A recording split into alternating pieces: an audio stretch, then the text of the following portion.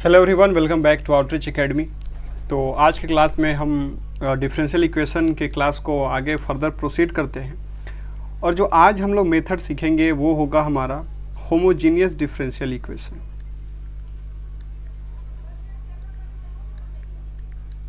तो आज हम लोग सीखेंगे होमोजीनियस डिफरेंशियल इक्वेशन। ठीक है, ये आज हम लोग सीखेंगे।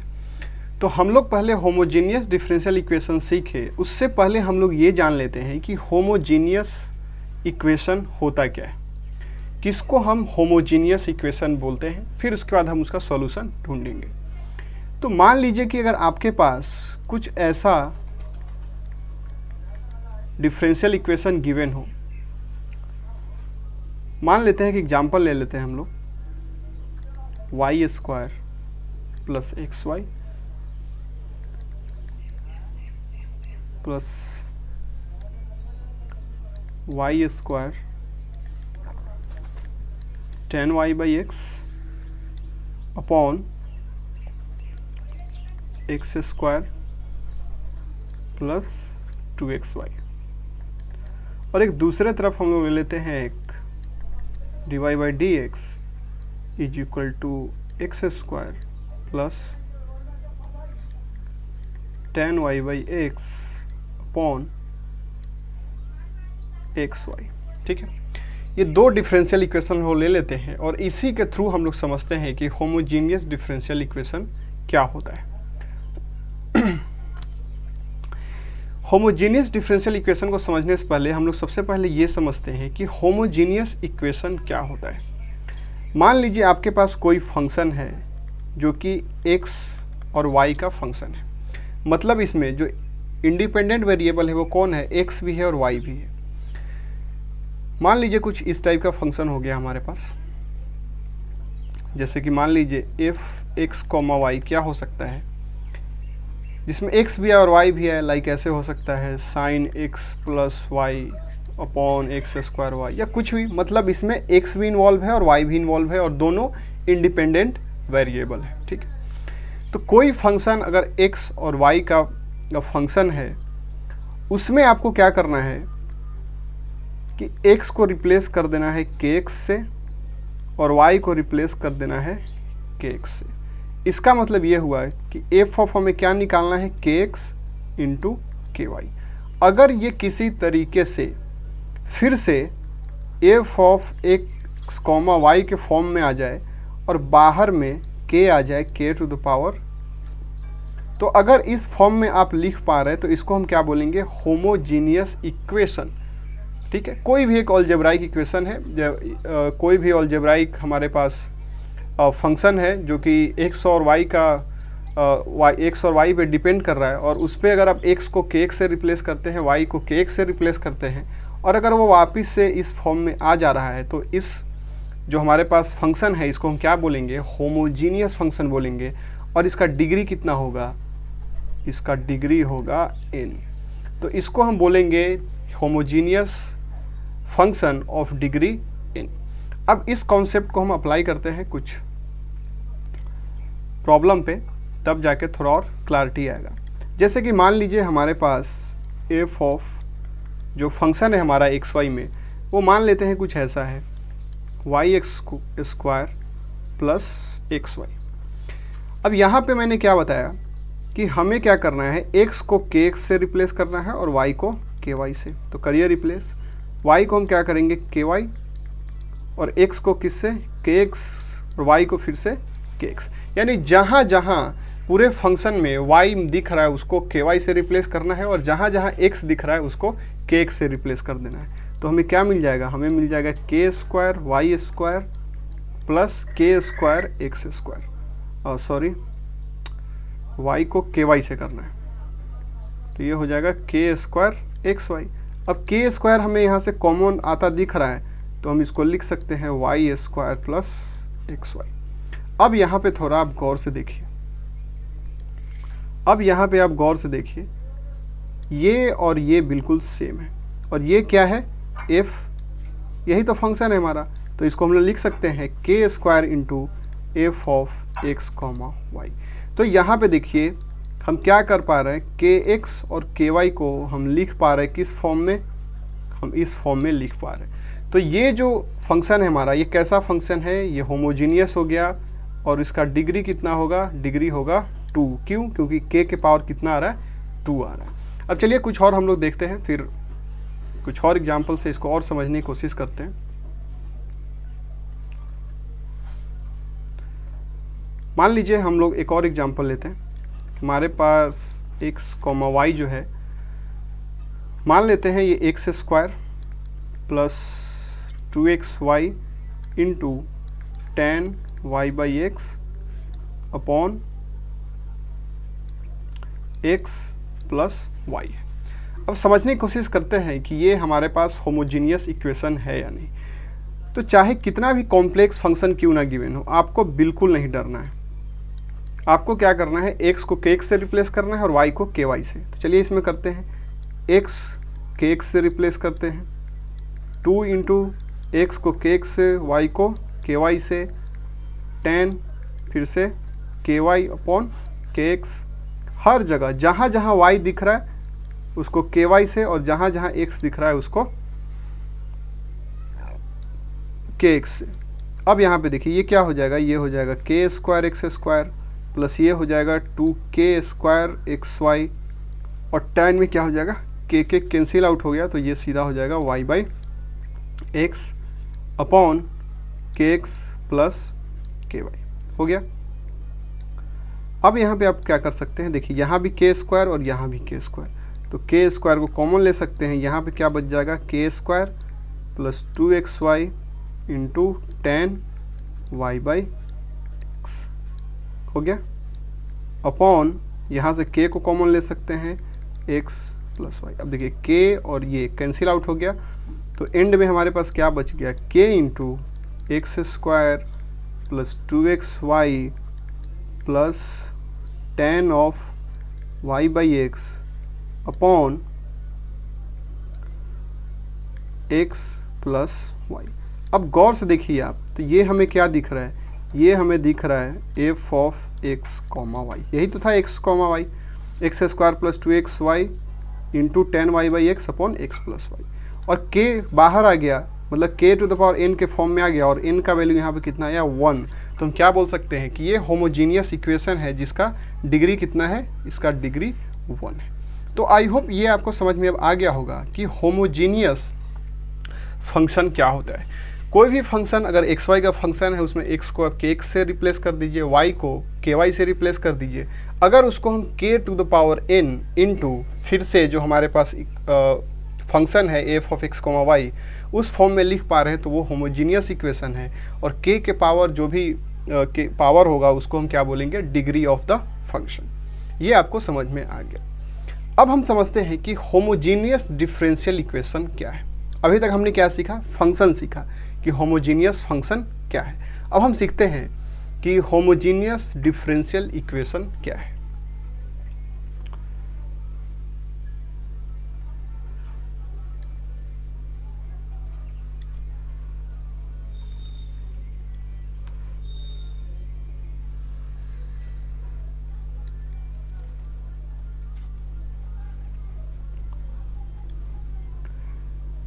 आपको कोई डिफरेंशियल इक्वेशन गिवन होगा इस फॉर्म का, dy/dx, और ऊपर में एक फंक्शन होगा और नीचे में एक फंक्शन होगा, ठीक है।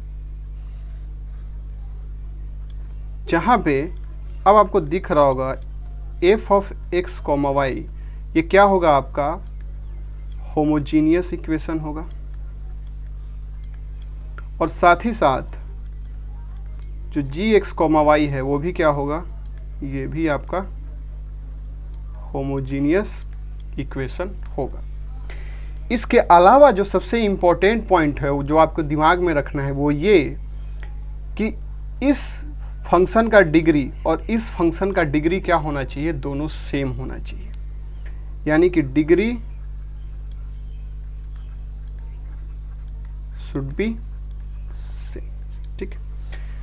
फिर से मैं रिपीट करता हूं, कि डिफरेंशियल इक्वेशन हम किसको बोलेंगे, होमोजीनियस डिफरेंशियल इक्वेशन। एक डिफरेंशियल इक्वेशन होगा, उसके इधर क्या होगा, f of x comma y, यानी कि एक फंक्शन एफ का और दूसरा एक g function x comma y का।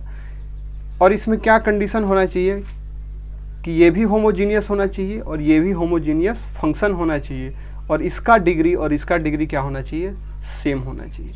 मतलब ये हुआ कि जब आप के वाई को के वाई और एक्स को के वाई से रिप्लेस करेंगे तो ऊपर वाला क्या आएगा, k to the power n f of x comma y आएगा। क्यों, क्योंकि ये क्या है, होमोजीनियस फंक्शन है। ये भी हमने जस्ट पीछे दिखा।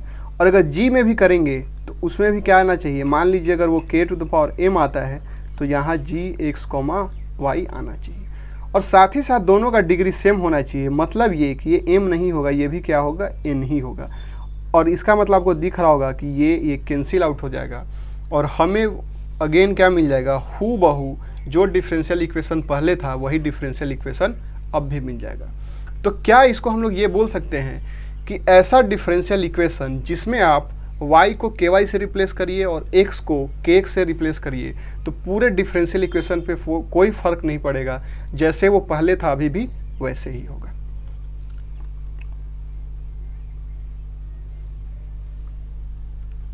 ठीक है, इतना आपको समझ में आ गया होगा।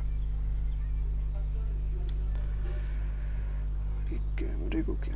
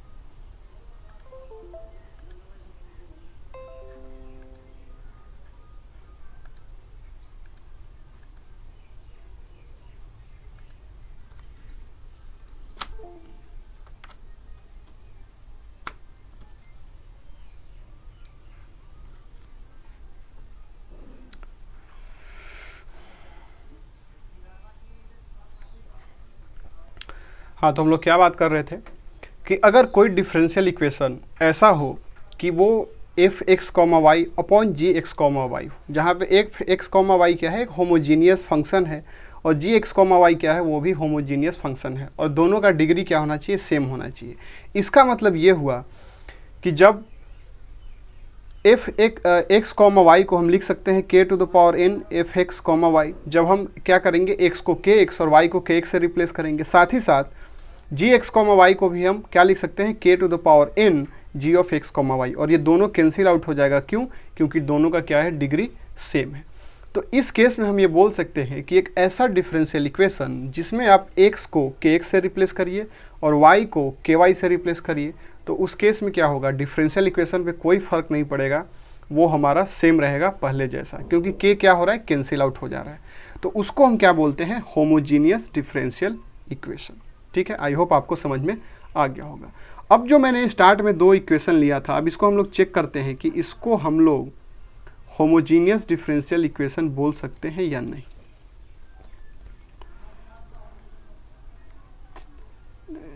इसको हटा ही देते हैं।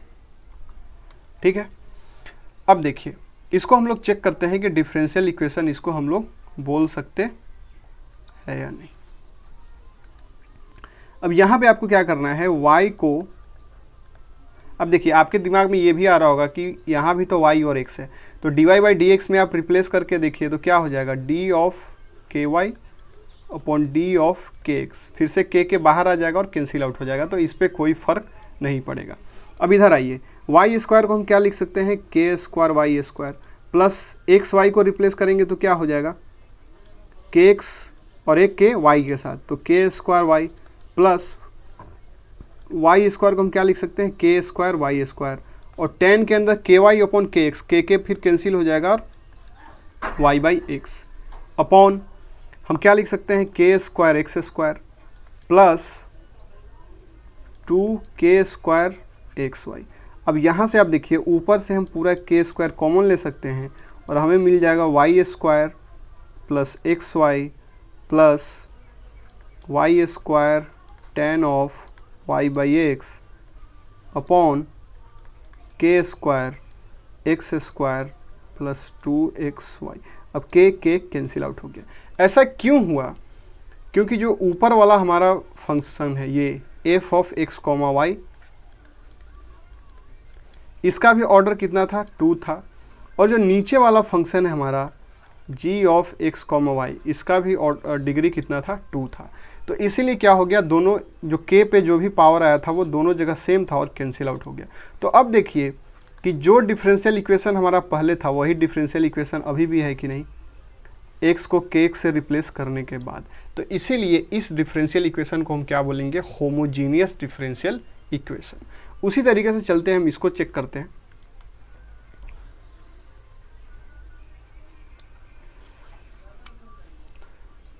जो दूसरा हमने लिखा है इसको चेक करते हैं। इसको हम क्या करते हैं, ये कितना हो जाएगा, dy बाई डी एक्स। ये जब x को k से रिप्लेस करेंगे तो k square x square plus 10 और y बाई एक्स क्या हो जाएगा, के वाई अपॉन के एक्स, तो k कैंसिल आउट हो जाएगा। फिर इसको हम लिख सकते हैं y बाई एक्स अपॉन यहाँ क्या लिख सकते हैं, के स्क्वायर एक्स वाई, क्योंकि एक के एक्स के साथ आएगा और एक y के साथ। अब यहाँ पे हम क्या कॉमन ले सकते हैं, अब देखिए यहाँ तो के स्क्वायर है लेकिन यहाँ पे के स्क्वायर नहीं है। अगर यहाँ भी के स्क्वायर का टर्म आ जाता तब के स्क्वायर कॉमन हो जाता और कैंसिल आउट होके, तो इसका मतलब क्या हुआ, ये डिफरेंशियल इक्वेशन तो है लेकिन होमोजीनियस डिफरेंशियल इक्वेशन नहीं है। क्यों, क्योंकि उसके ऊपर जो f, ये जो है हमारे पास फंक्शन मान लेते हैं x square plus tan of y by x, ये क्या है, ये खुद ही होमोजीनियस फंक्शन नहीं है। क्यों, क्योंकि आप के स्क्वायर एक्स स्क्वायर और plus tan y by x, तो यहाँ से आप के स्क्वायर कॉमन ले ही नहीं सकते, मतलब k square f of x comma y के फॉर्म में आप लिख ही नहीं सकते। तो इसीलिए क्या हो गया, होमोजीनियस फंक्शन नहीं हुआ, इसलिए होमोजीनियस इक्वेशन नहीं हुआ। तो आई होप इतना अब आपको क्लियर हो गया होगा कि होमोजीनियस फंक्शन क्या होता है और होमोजीनियस डिफरेंशियल इक्वेशन क्या होता है। अब इतना समझ में आ गया तो अब हम मूव करते हैं इसके सॉल्यूशन की ओर कि इसका सॉल्यूशन क्या होगा। अब इसके हम सॉल्यूशन पे आते हैं।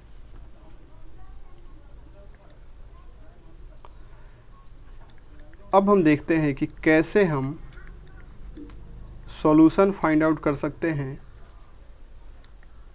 होमोजीनियस डिफरेंशियल इक्वेशन का। ठीक है, ये हम फाइंड आउट करने की कोशिश करते हैं। अब यहाँ पे आपको क्या करना है कि कुछ स्टेप्स है जो बहुत ही आसान है और उसको आपको फॉलो करना है इत्मीनान से। जो सबसे पहला स्टेप है वो ये है कि आपको इसमें क्या करना है कि y को पुट कर देना है v इंटू एक्स। मतलब v क्या है, एक वेरिएबल है, मतलब v जो है वो भी x पे डिपेंड कर रहा है, कोई कांस्टेंट नहीं है। आप कुछ भी ले सकते हैं, y is equal to alpha x भी ले सकते हैं। बस ध्यान ये रखना है कि जो अल्फ़ा है हमारा वो क्या होगा, वो कांस्टेंट नहीं है, वो x का खुद फंक्शन है।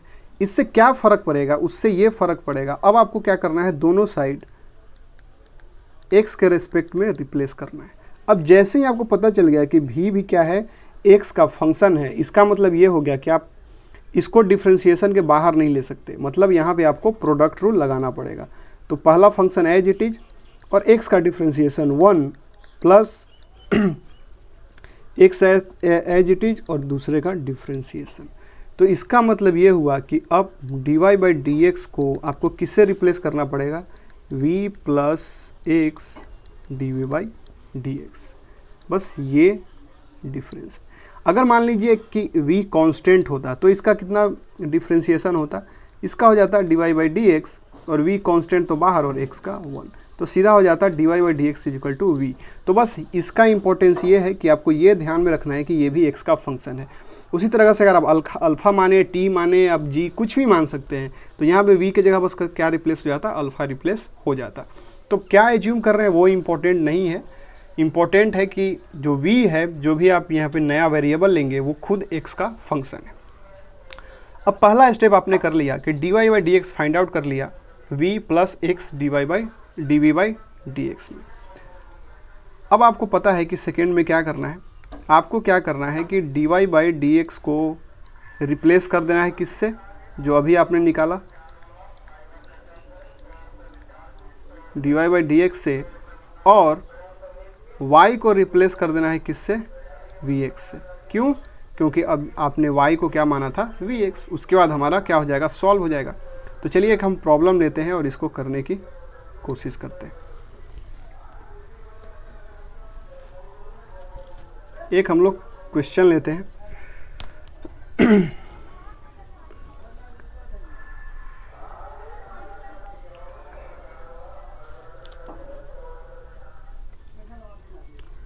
मान लीजिए हमारे पास एक प्रॉब्लम है, यहाँ पे आपको गिवन है कि dy by d x is equal to y plus x tan of y by x upon x. तो सबसे पहले क्या करेंगे आप, सबसे पहले ये फाइंड आउट करने की कोशिश करेंगे कि क्या ये होमोजीनियस डिफरेंशियल इक्वेशन है। तो आपको दिख रहा होगा कि आप y को क्या करेंगे, के वाई पुट कर सकते हैं, x को के एक्स, और टेन वाई बाई एक्स कितना हो जाएगा, कैंसिल आउट होके y बाई एक्स ही बच जाएगा, और अपॉन के एक्स। अब देखिए यहाँ से के, यहाँ से के, यहाँ से के कॉमन होके और ये लोग कैंसिल आउट, और फिर से हमें क्या बच गया, सेम बच गया। ठीक है, तो इसका मतलब क्या हो गया, ये होमोजीनियस इक्वेशन ही आपको दिख रहा होगा। अब जैसे ही ये पता चल गया कि ये होमोजीनियस इक्वेशन है, तो सबसे पहला स्टेप क्या है, आपको पुट करना है y is equal to v x, और यहाँ से आप फाइंड आउट करेंगे तो क्या आ जाएगा, dy बाई डी एक्स आ जाएगा हमारा v plus x d v by d x. और दूसरा स्टेप क्या था, अब आपको रिप्लेस करना था, तो dy बाई डी एक्स को हम किस में रिप्लेस कर देंगे, dy by d x is equal to y की जगह क्या डालना है, vx, x तो जैसा का तैसा रहेगा, y की जगह vx upon x upon x। अब चलिए इसको हम सजाने की कोशिश करते हैं। तो हमारा क्या हो जाएगा, x d v by d x, इधर हो जाएगा v plus x x cancel out होके और ये बच जाएगा 10, और यहाँ भी एक्स एक्स कैंसिल आउट होके 10v। अब ये v इस v के साथ गया। अब यहाँ पे आपको दिख रहा होगा कि ईजिली हम क्या कर पा रहे हैं, वेरिएबल को सेपरेट कर पाएंगे।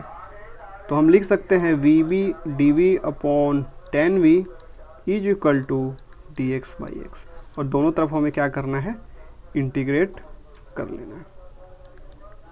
इंटीग्रेट कर लिया हम लोगों ने।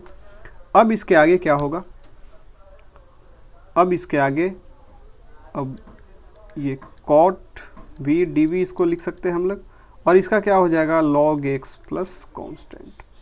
अब इसको सॉल्व करना। अब देखिए कॉट v का इंटीग्रेशन मैंने आपको याद करने के लिए नहीं बोला था, कुछ बुक में क्या होता है इसको याद करवाया जाता है। मैंने इसलिए नहीं बोला था कि आप कम से कम चीज़ों को याद रखें और कम से कम कन्फ्यूजन हो। तो इसको हम लोग देखिए कैसे बना सकते हैं, cos v upon sine v d v.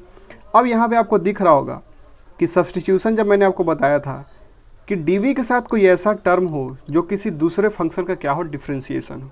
अब यहाँ पे देखिए साइन वी का डिफ्रेंसिएशन कॉस वी होता है, तो इसीलिए हम क्या कर सकते हैं, साइन वी को टी मान सकते हैं, और इसका डिफ्रेंसिएशन कितना हो जाएगा, कॉस वी,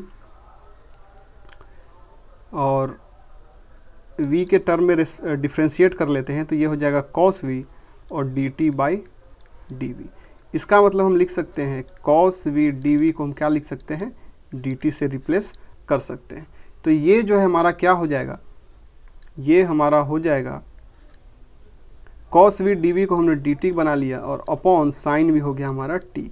अब इसका इंटीग्रेशन कितना होता है, एल एन टी, और एल टी को आप रिप्लेस कर देंगे किससे, साइन वी से, तो एल एन साइन वी। ठीक है, तो इसीलिए कॉट वी का इंटीग्रेशन कितना रटवाया जाता है आपको, sine log sine v. Actual में किताब में ऐसे गिवन होता है log mod of sine v. ठीक है, तो देखिए मॉड का गेम बस ये है कि आपको पता है कि जो लॉग फंक्शन होता है उसका जो डोमेन होता है सिर्फ और सिर्फ पॉजिटिव वैल्यू होता है। लॉग का जो ग्राफ होता है वो कुछ ऐसा होता है, और इसमें आपको दिख रहा होगा कि निगेटिव वैल्यू इसमें एक भी कंसीडर नहीं है। 0 से स्टार्ट होता है और प्लस इन्फिनिटी तक, यही इसका डोमेन होता है। तो इसीलिए हम इस पर मॉड लगाते हैं ताकि इसका इनपुट एक भी क्या हो, निगेटिव नहीं हो। तो बस ये, बाकी इसमें कुछ खास नहीं है। ठीक है, तो खैर आपको ये याद करने का ज़रूरत नहीं है, आप ऐसे सब्स्टिट्यूशन से 2 सेकंड में आप इसका निकाल सकते हैं। तो हमें क्या मिल गया फाइनली, अब आपको दिख रहा होगा हमें क्या मिल गया। इस साइड से हमें मिल गया ln साइन वी और is equal to ln x plus c. अब आपको क्या करना है, वापस से v को क्या पुट कर देंगे, y हमारा क्या था, vx था, तो v क्या हो जाएगा y बाई एक्स। तो हम यहाँ पुट कर देंगे sine y by x is equal to ln x plus c. अब यहाँ पे हम लॉग का प्रॉपर्टी यूज कर ले, जब x इधर आएगा तो माइनस हो जाएगा, और लॉग में पता है आपको जब कोई चीज़ माइनस होता है तो वो क्या होता है, डिवाइड हो जाता है, इज इक्वल टू कॉन्स्टेंट। अब हम क्या कर सकते हैं, sine y by x upon x e to the power c, जिसको हम क्या मान सकते हैं, कॉन्स्टेंट। तो इसको हम लिख सकते हैं sine y by x is equal to some constant into x. तो ये हमारा सॉल्यूशन आ गया। अब इसको अब और साइन इन्वर्स लेना चाहे और लंबा करना चाहे, अब जहाँ तक छोड़ना चाहे आप, ये आपके ऊपर है। ठीक है, तो आई होप ये आपको समझ में आ गया कि अगर डिफरेंशियल होमोजीनियस डिफरेंशियल इक्वेशन हो तो इसको हम लोग कैसे ईजिली सॉल्व कर लेते हैं। अब चलिए एक और क्वेश्चन इसमें हम लोग करते हैं। इसका जो भी आपको क्वेश्चन आएगा वो ऐसे स्ट्रेट फॉरवर्ड आएगा, बस आपको ये पता करना है कि ये होमोजीनियस डिफरेंशियल इक्वेशन है या नहीं। तो चलिए एक और सवाल है, x dy by d x और x plus y upon x minus y. ठीक है, अब आपको क्या करना है, सॉरी ये बस, हाँ ये है। अब आपको क्या करना है कि dy बाई डी एक्स को एक तरफ करिए और x plus y upon x. अब आपको दिख रहा होगा कि x को आप kx से रिप्लेस कर देंगे, ky से, तो यहाँ से k कॉमन आ जाएगा, और जब इस x को kx से, तो वो k क्या हो जाएगा, सब कैंसिल आउट हो जाएगा। इसका मतलब ये क्या हो गया, डिफरेंशियल होमोजीनियस इक्वेशन हो गया। और जैसे ही आपको पता चल गया तो आपको सबसे पहले क्या करना है, v को y को रिप्लेस करना है vx से। इसका मतलब क्या हो जाएगा, dy by d x is equal to v plus x d v by d x. ठीक है, तो अब इसको मैं डायरेक्ट पुट कर देता हूँ यहाँ पे। तो dy बाई डी एक्स की जगह क्या हो जाएगा, v plus x d v by d x, और यहाँ x plus v x upon x क्या हो जाएगा, v plus x d v by d x is equal to 1 plus v। v क्या हो जाएगा हमारा, कैंसिल आउट हो जाएगा, और dx x को इस तरफ ले जाएंगे तो क्या बच जाएगा, dv is equal to dx by x. अब दोनों तरफ हम क्या करेंगे, इंटीग्रेट कर देंगे, तो क्या आ जाएगा हमारा, v is equal to ln x plus c, और v को हम किससे रिप्लेस कर देंगे, y बाई एक्स से, हो जाएगा ln x प्लस सी। तो हम लिख सकते हैं y is equal to c x plus c ln x। आ गया हमारा सॉल्यूशन। ठीक है, तो ऐसे ही इसका सॉल्यूशन है वो बहुत ही आसान है। इसमें सबसे इम्पोर्टेंट है ये फाइंड आउट करना कि जो डिफरेंशियल इक्वेशन है वो होमोजीनियस है या नहीं है। अब इसके आगे आते हैं हम एक नए टाइप का, अब हम सीखते हैं कि एक ऐसा डिफरेंशियल इक्वेशन होगा जो होमोजीनियस फॉर्म में तो नहीं होगा, डायरेक्टली आप अगर आप उसको चेक करेंगे तो वो होमोजीनियस नहीं होगा, लेकिन उसको कन्वर्ट किया जा सकता है in the homogeneous differential equation. तो ऐसा देखिए बहुत सारा various types of differential equation possible होगा जिसको हम कन्वर्ट कर सकते हैं होमोजीनियस फॉर्म में। और आपको अब समझ में आ रहा होगा कि अगर हमने उसको जैसे ही होमोजीनियस फॉर्म में कन्वर्ट कर लिया उसके बाद हमें उसको कैसे सॉल्व करना है। तो हमारे पास इनफाइनाइट नंबर ऑफ ऐसा डिफरेंट टाइप का डिफरेंशियल इक्वेशन पॉसिबल है जिसको हम किस में कन्वर्ट कर सकते हैं, होमोजीनियस डिफरेंशियल इक्वेशन। लेकिन हम लोगों को उतना नहीं पढ़ना है, हम लोगों को जो फॉर्म पढ़ना है एक बहुत ही स्पेसिफिक और एक स्पेशल फॉर्म पढ़ना है, और वो फॉर्म ये है कि dy/dx is equal to a1x plus a2y plus c2 कुछ भी ले लीजिए upon b1x plus b2y plus c3। कहने का मतलब ये हुआ कि dy/dx एक तरफ और दूसरे तरफ ऊपर में अगर आप देखें तो ये क्या है, linear equation in two variable, और नीचे यहाँ भी क्या है, linear equation in two variable. यानी linear equation in two variable upon linear equation in two variable है, तो इसको हम लोग क्या कर सकते हैं, कन्वर्ट कर सकते हैं होमोजीनियस डिफरेंशियल इक्वेशन में, और फिर इसको सॉल्व कर सकते हैं। तो ये बस ये एक स्पेशल केस आपको ध्यान रखना है जिसमें किस फॉर्म में ये गिवन होगा, ये होगा dy/dx इज इक्वल टू, ऊपर में क्या होगा, एक लीनियर एक इक्वेशन होगा टू वेरिएबल में लीनियर, और नीचे भी होगा linear equation in two variable. या आप ऐसे ही बोल सकते हैं कि ऊपर एक स्ट्रेट लाइन का इक्वेशन होगा और नीचे एक स्ट्रेट लाइन का इक्वेशन होगा। अब सवाल है कि ये किस फॉर्म में है, इस फॉर्म को अगर इस फॉर्म में होगा तो इसको हम इजीली कन्वर्ट कर पाएंगे किसमें, होमोजीनियस डिफरेंशियल इक्वेशन में। इसका मतलब ये हुआ कि ये जो गिवन डिफरेंशियल इक्वेशन है ये होमोजीनियस फॉर्म में नहीं है। तो चलिए इसको हम चेक कर लेते हैं। हम x को क्या करते हैं, kx से रिप्लेस कर देते हैं, y को क्या करेंगे, ky से, और प्लस c2। उसी तरीके से b1 kx plus b2 ky plus c3। अब आपको यहाँ दिख रहा होगा कि यहाँ तो k है लेकिन यहाँ k नहीं है, यहाँ भी k है लेकिन यहाँ k नहीं है। इसका मतलब क्या हुआ, यहाँ से हम k को कॉमन नहीं ले सकते हैं और ना ही k कैंसिल आउट होगा। इसका मतलब क्या हुआ कि जब हमने डिफरेंशियल इक्वेशन में x को kx से और y को ky से रिप्लेस किया तो हमारा डिफरेंशियल इक्वेशन चेंज हो गया और उसमें k का टर्म आने लगा। तो इसका मतलब ये हुआ कि ये होमोजीनियस डिफरेंशियल इक्वेशन नहीं है, लेकिन इसको हम कन्वर्ट कर सकते हैं। कैसे? अब यहाँ पे थोड़ा लॉजिक सोचिए। अगर मान लीजिए कांस्टेंट नहीं होता, C2 और C3 नहीं होता, तब क्या होता, हम इजीली यहाँ से k कॉमन ले लेते और यहाँ से भी k, और यहाँ से k, यहाँ से k, और k क्या इधर बाहर आके कैंसिल आउट हो जाता ऊपर नीचे। तो फिर ये जो एक डिफरेंशियल इक्वेशन होता है इसको हम क्या बोलते हैं, इसको बोलते हैं कि ये जो है वो होमोजीनियस डिफरेंशियल इक्वेशन है। इसका मतलब यहाँ पे प्रॉब्लम कौन क्रिएट कर रहा है, प्रॉब्लम क्रिएट कर रहा है ये C2 एंड C3। तो जैसे ही हमें ये पता चल गया कि प्रॉब्लम का रूट कहाँ है, प्रॉब्लम का जड़ क्या है, प्रॉब्लम का सोर्स क्या है, जैसे ही हमें पता चल गया, अब उसके बाद हम क्या करेंगे कि उसी के बाद से हम उस रूट को, उस सोर्स को ख़त्म करने की कोशिश करेंगे। अब देखिए इसको हम लोग कैसे ख़त्म करते हैं। अब हमारा गोल ये है कि ये जो कांस्टेंट है C2 C3 हमारे लिए यही प्रॉब्लम है।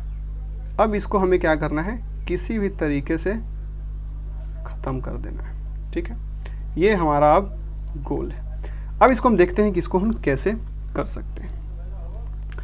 तो यहाँ पे आपको क्या करना है कि x को आप रिप्लेस कर दीजिए x प्लस अल्फ़ा से। अब देखिए ये x plus alpha beta, book में क्या होता है कि एक स्टैंडर्ड वेरिएबल, आप कोई भी बुक उठाएंगे, जैसे लास्ट क्वेश्चन में हम लोगों ने किया था y इक्वल टू vx, तो ज़रूरी नहीं कि आप v ही डालेंगे, आप alpha beta gamma p Z आप कुछ भी डाल सकते हैं, अपना नाम भी डाल सकते हैं। इम्पोर्टेंट ये है कि वो क्या है। तो पिछले क्वेश्चन में हमने देखा था कि वो खुद x का फंक्शन था, एक वेरिएबल था। तो उसी तरीके से हर पॉइंट पे आपको समझना है। एक बुक में क्या होता है कि एक ट्रेंड फॉलो होता है और हर कोई जब पढ़ाता है तो उसी ट्रेंड पे वो चलता है, क्योंकि वो हैबिचुअल हो जाता है उसी से सवाल को करने का। तो इसका मतलब ये नहीं हुआ कि x को हम ऐसे ही रिप्लेस करेंगे, आप p प्लस अल्फ़ा भी डाल सकते हैं, आप कुछ भी डाल सकते हैं। ठीक है, बस इम्पोर्टेंट ये है कि ये जो x है ये वेरिएबल है और ये जो है ये कांस्टेंट है।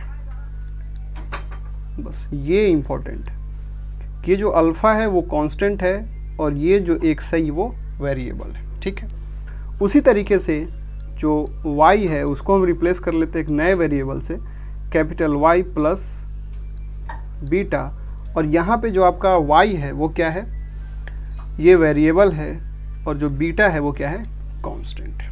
ठीक है, अब देखिए, अब यहाँ पे हर जगह आपको क्या करना है, x और y को रिप्लेस कर देना है कैपिटल X अल्फा से। तो इधर dy और dx का भी टर्म है तो ये भी चेंज हो जाएगा। तो इसके लिए हम क्या करते हैं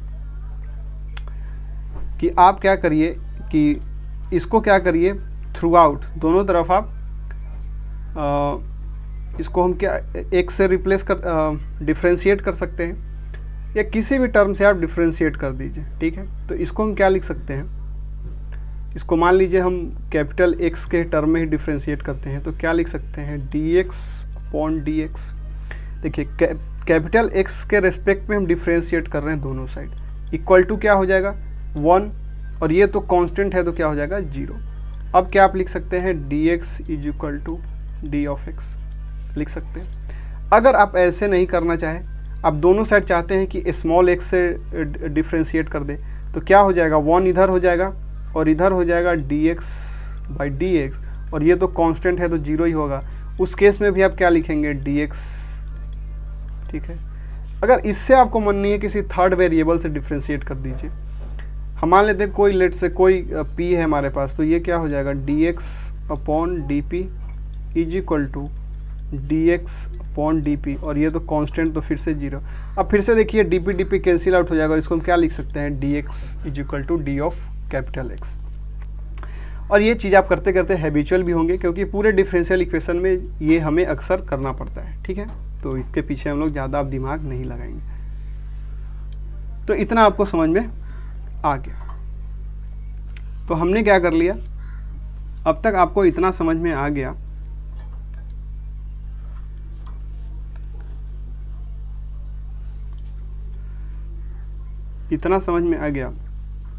कि y को हमने किससे रिप्लेस कर दिया, y प्लस बीटा से, x को किससे रिप्लेस कर दिया, कैपिटल X प्लस अल्फा से, साथ ही साथ dy किससे चेंज हो जाएगा, d ऑफ कैपिटल Y से, और dx किससे चेंज हो जाएगा, d ऑफ कैपिटल X से। इतना आपको क्लियर है। तो जैसे ही क्लियर है तो चलिए इसको रिप्लेस करते हैं।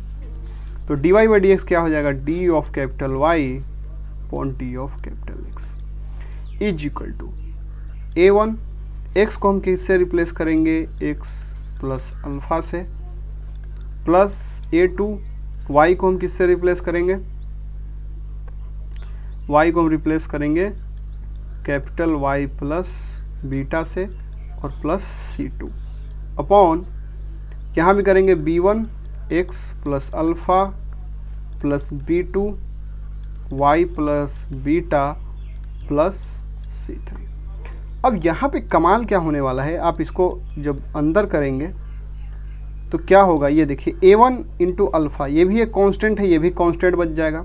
तो पहले हम सारे वेरिएबल्स को लिख ले रहे हैं, a2 इंटू वाई प्लस, अब यहाँ कांस्टेंट लिखते हैं 1 by 1, a1 alpha into beta c2 upon, यहाँ भी क्या हो जाएगा, नीचे भी अगर हम लिखेंगे तो b1x प्लस b2y, और प्लस हो जाएगा b1 alpha plus b2 beta, sorry यहाँ पे हो जाएगा a2 बीटा प्लस c2, और यहाँ हो जाएगा प्लस c3। अब हम लोग ये सब कर क्यों रहे थे, कांस्टेंट को हटाने के लिए, क्योंकि कांस्टेंट हमारे लिए यहाँ पे जो c2 c3 आ रहा था वो सरदर्द था। तो अब कांस्टेंट हमारे पास क्या हो गया, a1 alpha plus a2 beta plus c2, और दूसरा कांस्टेंट हो गया b1 alpha plus b2 beta plus c3। अब इसको हम 0 कर देंगे, इसको हम 0 कर देंगे, तो हमारे पास a1 a2 और c2 b1 b2 c3, तो क्वेश्चन में पता ही होगा अल्फ़ा बीटा हमने एज्यूम किया था। तो यहाँ पे दिख रहा होगा कि 2 वेरिएबल आ गया और 2 इक्वेशन आ गया। अब इन दोनों को हम सॉल्व कर लेंगे, मतलब अल्फ़ा और बीटा का ऐसा वैल्यू हम निकाल लेंगे जिससे कि ये पूरा एक्सप्रेशन 0 हो जाए और ये पूरा एक्सप्रेशन 0 हो जाए। तो ये जैसे ही 0 हो जाएगा तो हमारे पास क्या बचेगा, a1x plus a2y upon b1x plus b2y, और इस तरफ dy बाई dx। तो अब बताइए इतना इक्वेशन देख के यहाँ से यहाँ ये क्या हो गया आपको, अब आपको होमोजीनियस डिफरेंशियल इक्वेशन दिख रहा है कि नहीं।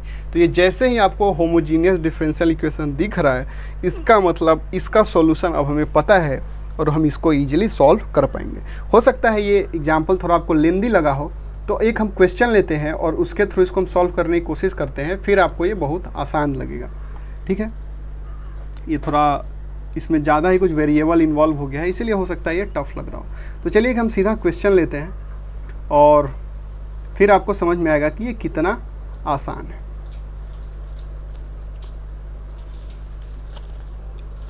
मान लीजिए हम लोग एक क्वेश्चन लेते हैं, हमारे पास एक क्वेश्चन है और यहाँ आपको गिवन है dy by d x is equal to हमारे पास क्या है x minus y plus 1 upon x plus y minus 2। अब बताइए, सबसे पहले तो आप ये चेक करेंगे कि ये होमोजीनियस डिफरेंशियल इक्वेशन है क्या। तो आपको दिख रहा होगा कि ये कांस्टेंट के वजह से क्या है, ये होमोजीनियस डिफरेंशियल इक्वेशन नहीं है। लेकिन हमने ये चीज़ पढ़ा है कि अगर ऊपर स्ट्रेट लाइन का इक्वेशन हो और नीचे स्ट्रेट लाइन का इक्वेशन हो, तो ये जो फॉर्म होता है नॉन होमोजीनियस डिफरेंशियल इक्वेशन का, इसको हम किस में कन्वर्ट कर सकते हैं, होमोजीनियस डिफरेंशियल इक्वेशन को कन्वर्ट कर सकते हैं। देखिए, मैं शुरू से ही बोलते आ रहा हूँ कि किस फार्मूला का वैलिडिटी कहाँ तक है, ये आपको पता होना चाहिए। ऐसा नहीं कि अगर यहाँ पे कुछ भी इन्वॉल्व हो जाए, साइन कॉस या कोई नया फंक्शन इन्वॉल्व हो जाए, आप उसमें भी आप ये वाला फंडा लगा रहे हैं, तो वहाँ पे क्या होगा कि आप फालतू का सरदर्द पाल लेंगे और सवाल आपसे नहीं बनेगा। तो हमेशा ये आपको ध्यान रखना है कि straight line upon straight line, यानी कि linear equation in two variable, linear equation in two variable. Linear equation कहने का मतलब कि x के पावर भी 1 होना चाहिए और y के पावर भी 1 होना चाहिए। ठीक है, अब देखिए, अब यहाँ पे क्या था, सरदर्द हमारा ये कांस्टेंट है, तो हमारा उद्देश्य क्या था, कांस्टेंट को निकालना। तो उसके लिए हमने क्या किया था, हमने जो उपाय किया था कि इसको हम रिप्लेस कर रहे थे एक नए वेरिएबल से और x को हम लिख रहे थे x प्लस अल्फ़ा, और इसको हम फिर यहाँ से dy को भी करना पड़ेगा। तो ये हम सिंपल हम लोगों ने देखा था कि ये इसके इक्वल आ रहा था। अब इसको हम रिप्लेस कर लेते हैं, तो ये हो जाएगा dy बाई डी एक्स। अब यहाँ पे देखिए, अब पिछले जो हम लोगों ने समझने के लिए एग्जांपल लिया था वो कॉम्प्लेक्स लग रहा होगा। अब देखिए ये कितना आसान हो जाएगा। x को हम क्या कर लेंगे, x प्लस अल्फ़ा से, माइनस y को क्या कर लेंगे, y प्लस बीटा से प्लस 1। फिर यहाँ पे x को हम किससे रिप्लेस कर लेंगे, x प्लस अल्फ़ा से, और y को किससे रिप्लेस कर लेंगे, y प्लस बीटा से और माइनस 2। अब हम क्या करेंगे, x माइनस वाई, सारे कांस्टेंट को एक तरफ लिखेंगे, क्या हो जाएगा, plus alpha minus beta plus 1 upon x plus y plus alpha plus beta minus 2। अब देखिए ये कांस्टेंट है, क्यों, क्योंकि अल्फ़ा बीटा भी कांस्टेंट है, अल्फ़ा बीटा कांस्टेंट है तो ये भी कांस्टेंट होगा। और हमारा उद्देश्य क्या था कि ये 0 हो जाए और ये 0 हो जाए, क्योंकि जैसे ही ये दोनों 0 हो जाएंगे, अब आपको दिख रहा होगा कि वो जैसे ही 0 होगा तो हमारे डिफरेंशियल इक्वेशन में क्या सिर्फ इतना बचेगा। और ये आपको दिख रहा है, क्या दिख रहा है कि ये होमोजीनियस डिफरेंशियल इक्वेशन है जिसको हम इजीली क्या कर पाएंगे, सॉल्व कर पाएंगे। तो अब हमें क्या करना है, हमें क्या करना है कि अल्फ़ा माइनस बीटा प्लस 1 को 0 करना है और अल्फ़ा प्लस बीटा माइनस 2 को 0 करना है। तो अब यहाँ पे दिख रहा होगा कि ये दो वेरिएबल है अल्फ़ा बीटा और ये भी क्या है, अल्फ़ा बीटा, और ये क्या हो गया आपका linear equation in two variable. तो इसको आपको सॉल्व करना पता होगा, आप दोनों को ऐड कर दीजिए तो 2 अल्फ़ा माइनस 1 कितना हो जाएगा, 0।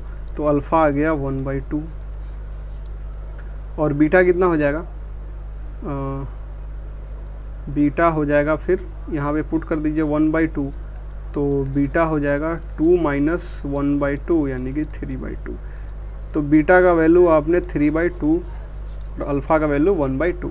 तो अभी इसका कोई काम नहीं है, बस इसको आप निकाल के आपको स्टोर कर लेना है, इसका काम आगे आएगा।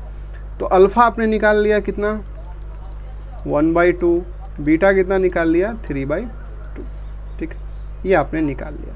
अब देखिए, अब यहाँ से हम क्या करेंगे, अब हमारे पास एक नया प्रॉब्लम है जहाँ पे आपको गिवन है कि dy बाई डी एक्स है, x माइनस वाई है, x प्लस वाई है। तो क्या इसको आप सॉल्व नहीं कर सकते। अब जैसे ही आपको दिख गया कि ये क्या है, होमोजीनियस डिफरेंशियल इक्वेशन है तो इसको हम कैसे सॉल्व करते थे, y को हम रिप्लेस करते थे v इंटू एक्स से, ठीक है। ये हम इसको यहाँ पे रिप्लेस कर देंगे तो हमें क्या मिल जाएगा, हमें मिल जाएगा dy बाई डी एक्स किस में कन्वर्ट हो जा रहा था, v plus x d v by d x में, और यहाँ हो जाएगा x minus v x upon x plus v x, ठीक है। तो ये क्या हो जाएगा v plus x d v by d x. अब यहाँ से हम क्या कर सकते हैं, कॉमन ले सकते हैं x को, तो x को कॉमन ले लेंगे तो बच जाएगा 1 माइनस वी और नीचे 1 प्लस वी और x क्या हो जाएगा, कैंसिल आउट हो जाएगा, और इस v को हम इधर ले जा सकते हैं। तो x d v by d x, देखिए अब कुल मिला के हम कर क्या रहे हैं, हम एक डिफरेंशियल इक्वेशन सॉल्व कर रहे हैं जिसका हमें सॉल्यूशन पता है। बस स्मॉल x के जगह वेरिएबल चेंज होकर कैपिटल x हो गया और स्मॉल y की जगह कैपिटल y हो गया, बस और कुछ नहीं। तो यहाँ पे क्या हो जाएगा, 1 minus v upon 1 plus v minus v, तो ये कितना हो जाएगा 1 minus v minus v square upon 1 plus v, ठीक है। तो इसको हम क्या लिख सकते हैं, 1 minus 2v minus v square upon plus v, हम ये इसको लिख सकते हैं। सही तो किया है हम लोगों ने, 1 माइनस वी इसको हम लिख सकते हैं, और इधर क्या हो जाएगा x d v by d x. अब पूरे v को इस तरफ लाइए तो कितना हो जाएगा 1 plus v upon 1 minus 2v minus v square d v, और इधर क्या हो जाएगा डी एक्स बाई एक्स। अब ये आप लोग इसको सॉल्व कर लीजिएगा, क्योंकि ऐसा सवाल हमने किया है कि ऊपर लीनियर हो और नीचे क्वाड्रेटिक हो, तो आपको इसको किस फॉर्म में चेंज करना है, आपको इस फॉर्म में चेंज करना है कि जो मान लीजिए ऊपर कोई लीनियर फंक्शन है और नीचे क्वाड्रेटिक फंक्शन है, तो इसको हम लोग कैसे चेंज करते हैं, a into differentiation of x plus b, जहाँ पे a b क्या है, कांस्टेंट है। तो इस फॉर्म में हम इसको चेंज करते हैं। तो इस फॉर्म में चेंज करने से क्या फ़ायदा होता है कि यहाँ पे आप सब्स्टिट्यूशन लगा सकते हैं और फिर ये कांस्टेंट के नीचे क्वाड्रेटिक आएगा, तो इसको आप सॉल्व कर सकते हैं। तो खैर अब तक जो भी इंटीग्रेशन हम लोगों ने सीखा है उसका यूज करके आप इसको सॉल्व करने की कोशिश कीजिएगा, ठीक है। तो अब आपको यहाँ पे समझ में आ रहा होगा कि अब जो यहाँ से हमें सॉल्यूशन मिल जाएगा, जो भी सॉल्यूशन मिलेगा उसमें क्या क्या इन्वॉल्व होगा, v होगा और कैपिटल x होगा। अब हम इसके बाद क्या कर रहे थे, हम लोगों ने v को रिप्लेस कर दिया था किससे, y बाई एक्स से, तो इसमें हम रिप्लेस कर देंगे y बाई एक्स। तो अब हमारे जो नया सॉल्यूशन मिलेगा उसमें क्या होगा, y होगा और x होगा, लेकिन एक्चुअल में तो हमें आंसर स्मॉल x और y में चाहिए। तो अब यहाँ पे अल्फ़ा का रोल आएगा। अब देखिए, अब हमें y और x को चेंज करना है स्मॉल x और स्मॉल y में। तो हमने कैपिटल y स्मॉल y को क्या लिखा था, कैपिटल y प्लस अल्फ़ा, तो कैपिटल Y के क्या हो जाएगा y माइनस अल्फ़ा, और अल्फ़ा हमने क्या निकाला 1/2।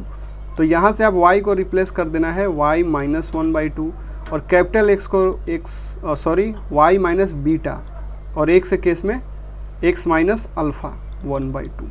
अब यहाँ पे फाइनली आप रिप्लेस कर देंगे तो क्या हो जाएगा, आपको आंसर मिल जाएगा x, y में। तो आई होप आपको पूरा समझ में आया कि कैसे इसको हम सॉल्व करते हैं। अब आप कुछ क्वेश्चन इस पे सॉल्व कीजिएगा तो फिर आपको और इसमें अच्छे से क्लैरिटी मिलेगा। अब चलिए एक और प्रॉब्लम लेते हैं और उसको सॉल्व करने की कोशिश करते हैं। अब मान लीजिए हमारे पास एक और प्रॉब्लम है, dy by d x is equal to x plus y plus 1 upon 2x plus 2y plus 1, ठीक है। अब फिर से हम इसमें क्या करते हैं, चलिए आपका रिवीजन हो जाएगा। सबसे पहले जैसे ही आपको दिखा कि ये तो होमोजीनियस डिफरेंशियल इक्वेशन नहीं है, लेकिन ये straight line upon straight line का फॉर्म है, तो इसीलिए इसको हम क्या कर सकते हैं, कन्वर्ट कर सकते हैं। देखिए ये सब छोटा छोटा पॉइंट है जो इम्पोर्टेंट है क्वेश्चन को सॉल्व करने के लिए। आपके दिमाग में ये होना चाहिए कि क्यों इस पर हम ये मेथड लगा रहे हैं। इस पर हम इसीलिए मेथड लगा रहे हैं क्योंकि ये एक स्पेशल फॉर्म में है, और वो फॉर्म कौन सा है, straight line upon straight line या linear equation in two variable upon linear equation in two variable, इसीलिए हम इसको कन्वर्ट कर सकते हैं। ऐसा नहीं कि किसी भी क्वेश्चन में अब सर पटकने लग जाना है। तो जैसे ही पता चल गया कि ये straight line upon straight line है, तो इसको हम गारंटी के साथ कन्वर्ट कर सकते हैं किसमें, होमोजीनियस डिफरेंशियल इक्वेशन में। तो इसको हम करते कैसे थे, प्रॉब्लम कहाँ शुरू होता था, कांस्टेंट पे, इसीलिए हमको कांस्टेंट को रिमूव करना है। तो कांस्टेंट को रिमूव करने के लिए क्या कर रहे थे, स्मॉल वाई को हम कैपिटल वाई से रिप्लेस कर रहे थे और स्मॉल एक्स को कैपिटल एक्स से। क्या ऐसा ज़रूरी है, एकदम मैंडेटरी है, अनिवार्य है कि स्मॉल एक्स को हम कैपिटल एक्स से और स्मॉल वाई को कैपिटल वाई से ही रिप्लेस करेंगे? नहीं, ऐसा नहीं है। आप कोई भी एक नया वेरिएबल मान सकते हैं, बस ये ध्यान में रखना है कि वो एक वेरिएबल है। तो यहाँ पे क्या हो रहा था, हम इसको करेंगे x plus alpha y plus beta plus 1 upon 2x, alpha को हम लोग बाहर निकाल लेते हैं तो 2 अल्फ़ा, फिर y प्लस बीटा रखेंगे तो 2y प्लस 2 बीटा प्लस 1। अब हमको कांस्टेंट नहीं चाहिए, कांस्टेंट हम 0 चाह रहे हैं, तभी जाके क्या होगा, ये होमोजीनियस में कन्वर्ट हो पाएगा। तो यानी कि अल्फ़ा प्लस बीटा प्लस 1। देखिए, अगर लॉजिक आपको क्लियर होगा तो इसको रट्टा मारने का ज़रूरत नहीं होगा, आप खुद से सोच पाएंगे कि कैसे क्या हुआ था और क्या करना था। तो 2 अल्फ़ा प्लस 2 बीटा प्लस 1, इसको हमें क्या करना है, 0। क्यों? क्योंकि ये सब कांस्टेंट है और हम कांस्टेंट ही तो हटाना चाह रहे हैं, वही तो हमारा उद्देश्य है। अब 2 इक्वेशन 2 वेरिएबल, इसको सॉल्व करना है, लेकिन इसको आप सॉल्व नहीं कर पाएंगे। आप यहाँ पे ट्राई करिए, आपने शायद, आपको याद होगा, आप 9th या 10th क्लास में या 8th क्लास में आपने पढ़ा होगा, तो वहाँ पे जब हम एक चैप्टर है linear equation in two variable, तो जब हम उसका सॉल्यूशन निकालते थे तो उस केस में अगर कुछ ऐसा फॉर्मेट आ जाए जहाँ पे, जैसे यहाँ पे वेरिएबल कौन है, अल्फ़ा और बीटा, अल्फ़ा बीटा, यही तो वेरिएबल है, इसी को हम सॉल्व कर रहे हैं। देखिए, अल्फ़ा बीटा वेरिएबल कहने का मतलब यहाँ पे सॉल्व कर रहे हैं, लेकिन ये है इस डिफरेंशियल इक्वेशन के रिस्पेक्ट में क्या है, कांस्टेंट है, मतलब कुछ ना कुछ इसका वैल्यू निकल के आएगा, ठीक है। तो इसके आगे जो भी कोफिशिएंट है, इसके आगे क्या है 1, इसके आगे क्या है 1, इसके आगे क्या है 2, इसके आगे क्या है 2। अब इन दोनों का रेशियो देखिए क्या है, सेम है, 1/2, यहाँ भी 1/2। तो कभी भी अगर linear equation in two variable हो और उनके कोफिशिएंट्स का अगर रेशियो अगर सेम आ जाए, मतलब जैसे मान लीजिए ये आपने देखा होगा कि x प्लस वाई प्लस 2 0 है, 3x प्लस 3y माइनस 3 = 0 है, तो x का कोफिशिएंट 1 और इसका 3, तो 1/3 और y का भी 1/3, तो रेशियो क्या आ रहा है, सेम आ रहा है। तो इस केस में हम इसका सॉल्यूशन फाइंड आउट नहीं कर सकते हैं, क्योंकि इसका जो सॉल्यूशन होता है वो यूनिक नहीं होता है, ठीक है। तो यहाँ पे तो प्रॉब्लम आ गया। अब आपके दिमाग में आ रहा होगा कि एक तो हम लोगों ने ये सॉल्यूशन ढूंढ लिया था कि अगर इस फॉर्म में होगा straight line upon straight line, तो उसको हम कन्वर्ट कर सकते थे किसमें, होमोजीनियस डिफरेंशियल इक्वेशन में। प्रॉब्लम कहाँ रहा था, कांस्टेंट में, तो इसीलिए हम कांस्टेंट को उड़ा देंगे। उड़ाने के लिए हमने x को x प्लस अल्फ़ा और y को y प्लस बीटा से किया था और फिर कांस्टेंट को 0 कर लिया था। लेकिन हमने वैसा किया तो यहाँ पे तो हम खुद उलझ गए। तो फिर इस मेथड का क्या फ़ायदा हुआ और इस केस में हम लोग क्या कर पाएंगे। तो जो मेथड हमने सीखा वो यहाँ पे अब क्या होता है, फेल हो जाता है। वो मेथड हमारा क्या हो गया, यहाँ पे फेल हो गया। इसका मतलब ये हुआ कि उस मेथड से हम इसको सॉल्व नहीं कर सकते। तो क्या वो मेथड बेकार है पिछला वाला? नहीं, बेकार नहीं है, उससे सारा क्वेश्चन सॉल्व हो जाएगा, सिवाय किसके, जिसमें डिफरेंशियल इक्वेशन देखो यही तो अल्फ़ा बीटा के फॉर्म में आ रहा है। देखो x plus y plus 1 constant हमारा देखो उसी फॉर्म में आएगा, अल्फ़ा प्लस बीटा प्लस 1। यहाँ क्या है 2x प्लस 2y 1, तो देखो कांस्टेंट भी हमारा आएगा 2 अल्फ़ा 2 बीटा प्लस 1। देखो 2 अल्फ़ा 2 बीटा 2। मतलब ये हुआ कि आपको देखना है डिफरेंशियल इक्वेशन, ऊपर वाला जो इक्वेशन गिवन है उसके कोफिशिएंट का रेशियो, कांस्टेंट से मतलब नहीं, सिर्फ कोफिशिएंट से। अगर रेशियो सेम हो जाए तो उस केस में ये क्या होगा, हमारा ये वाला मेथड फेल हो जाएगा, अदरवाइज हम उसको इजीली सॉल्व कर पाएंगे। तो यहाँ पे एक इम्पॉर्टेंट नोट क्या है, इम्पॉर्टेंट नोट ये है कि dy बाई dx अगर मान लीजिए a1x plus a2y plus a3 और b1y plus b1x plus b2y plus b3 है, और अगर a1 upon b1 is not equal to a2 upon b2, मतलब x के कोफिशिएंट और y के कोफिशिएंट का रेशियो अगर सेम नहीं है, तब तो जो हमने मेथड सीखा उसको हम इजीली अपना सकते हैं। क्यों अपना सकते हैं? लॉजिक समझ में आना चाहिए, क्योंकि हम कांस्टेंट को जीरो करना है, मेन हमारा पर्पस ये है। और जब हम कांस्टेंट को जीरो करेंगे तो हमें कोई परेशानी नहीं होगा। लेकिन जैसे ही अगर a1 बाई b1 अगर इक्वल टू हो गया a2 बाई b2 के, मतलब कोफिशिएंट्स का रेशियो अगर इक्वल हो गया, तो इस केस में क्या हो रहा था, हम सॉल्व ही नहीं कर पा रहे थे, तो हम अल्फ़ा बीटा निकाल ही नहीं पाएंगे, तो फिर हम कैसे आगे प्रोसीड करेंगे? तो वहाँ पे ये क्या होता है, मेथड फेल हो जाता है। तो इसका मतलब ये हुआ कि इस टाइप के सवाल में हम ये वाला मेथड नहीं अपना सकते हैं। तो फिर क्या इसका सॉल्यूशन पॉसिबल है या नहीं? तो बिल्कुल इसका सॉल्यूशन पॉसिबल है। और वो कैसे पॉसिबल है, इसका ये मेथड हम लोगों ने पहले भी देखा था, ये कोई नया क्वेश्चन नहीं है। शायद अगर आपको याद हो, अगर आपने अच्छे से प्रैक्टिस किया होगा, तो फिर इसको आप इजीली क्या कर पाएंगे, सॉल्व कर पाएंगे। कैसे, चलिए समझते हैं इसको। मैंने आपको एक शायद दूसरा मेथड बताया था वेरिएबल सेपरेबल के बाद, कि dy बाई डी एक्स, और आपको इधर दिख जाए कि हर जगह ये रिपीट हो रहा है। ये भी क्या था, linear equation in two variable, मतलब एक स्ट्रेट लाइन। मतलब ये दूसरे फंक्शन का इनपुट बार बार अगर ये रिपीट होता दिख रहा है, तो हम इसमें क्या कर रहे थे, इसी को हम एक नया वेरिएबल t या z एज्यूम कर ले रहे थे। यहाँ पे भी आप गौर से देखिए,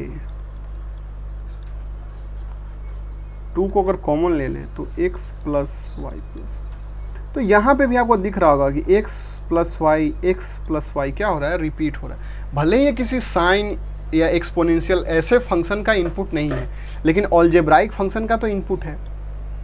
तो इसको हम क्या लिख सकते हैं, जैसे ये दिख गया, मतलब इसको हम क्या कर सकते हैं, जेड एज्यूम कर सकते हैं।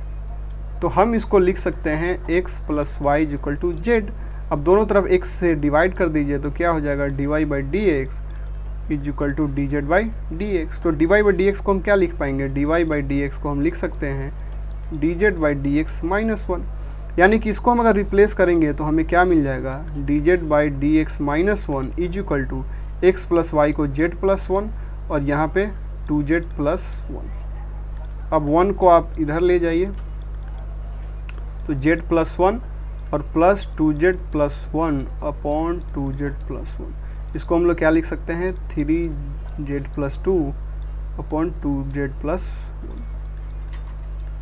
अब क्या हो जाएगा, dz के साथ ये पूरा आ जाएगा, मतलब हमारा आ जाएगा 2z plus 1 upon 3z plus 2 dz is equal to dx। और अब लीनियर बाई लीनियर ये फॉर्म हम लोगों ने इंटीग्रेशन में सीखा है, आप इसी के बहाने उसको आप रिवाइज भी कर लीजिए और इसको आप सॉल्व कर सकते हैं। इसका मतलब ये हुआ कि अब तक हम लोगों ने जो कुछ भी पढ़ा, अब तक हम लोगों ने पढ़ा, उसको एक बार मैं रिकैप कर लेता हूँ। सबसे पहले हम लोगों ने क्या देखा, सबसे पहले हम लोगों ने देखा था कि होमोजीनियस फंक्शन क्या है।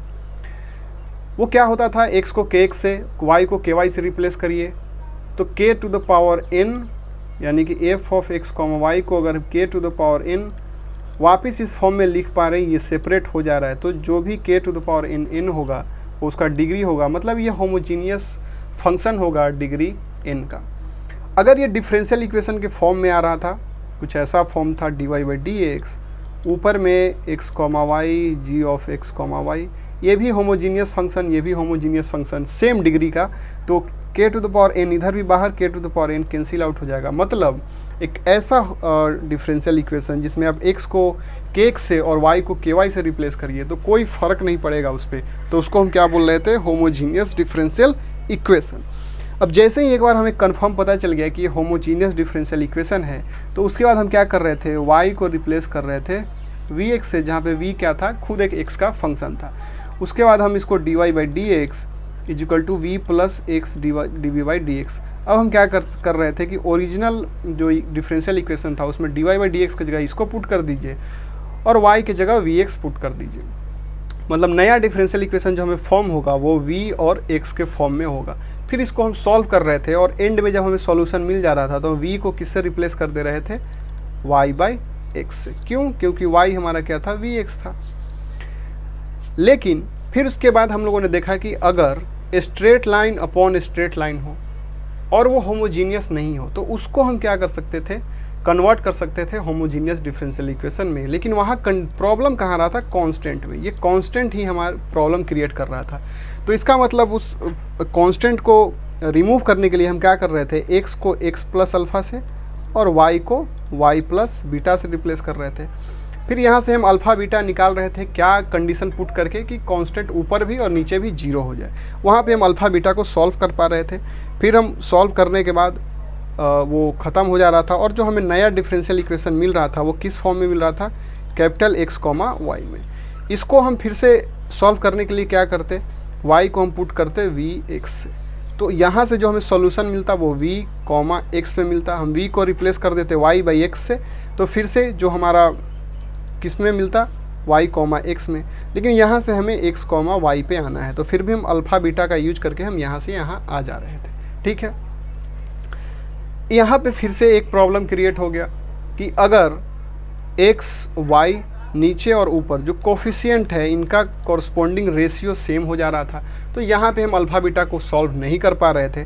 तो उस केस में मैंने क्या बताया कि ये सब करने का ज़रूरत नहीं है, simply f of x plus b y plus c ये वाला फंडा अपनाइए। मतलब जो भी यहाँ पे आ रहा था उसी को आप जेड पुट करके प्रोसीड करिए, आपसे सवाल बन जाएगा। तो ये था होमोजीनियस डिफरेंशियल इक्वेशन और उससे रिलेटेड कुछ कॉन्सेप्ट्स। तो आई होप ये आपको क्लियर हुआ। इस पे कुछ सवाल बनाइए, उसमें ऐसा कुछ ज़्यादा करने के लिए है नहीं। अगर ये मेथड आपके दिमाग में होगा, प्रोसेस अगर आपको याद होगा, तो आप इजीली कोई भी क्वेश्चन इस पर बना जाएंगे। इम्पॉर्टेंट ये है कि आपको देख के समझ में आना चाहिए और साथ ही साथ इसके सारे स्टेप्स याद होने चाहिए। तो वो तभी होगा जब आप कुछ और क्वेश्चन प्रैक्टिस करेंगे और साथ ही साथ लॉजिक के साथ कि हम ऐसा क्यों कर रहे हैं, तो आपको याद रहेगा। और अगर दिमाग से थोड़ा बहुत निकला भी तो वो आपके दिमाग में आ जाएगा कि हमें क्या करना है। अब नेक्स्ट क्लास में जो सबसे इम्पॉर्टेंट कॉन्सेप्ट है पूरे डिफरेंशियल इक्वेशन का, जहाँ से क्वेश्चन आने का प्रोबेबिलिटी 100% है, और वो होगा हमारा लीनियर डिफरेंशियल इक्वेशन। ठीक है, तो जो पहले क्लास में मैंने आपको बताया था डिफरेंट टाइप का डिफरेंशियल इक्वेशन, तो उसमें मैंने ये भी बताया था कि लीनियर डिफरेंशियल इक्वेशन क्या होता है। तो उसको थोड़ा आप लोग रिवाइज कर लीजिएगा, ताकि इसको, वैसे मैं फिर से इसको समझाऊंगा तो आप उसको अच्छे से रिलेट कर पाए। ठीक है, तो मिलते हैं नेक्स्ट क्लास में।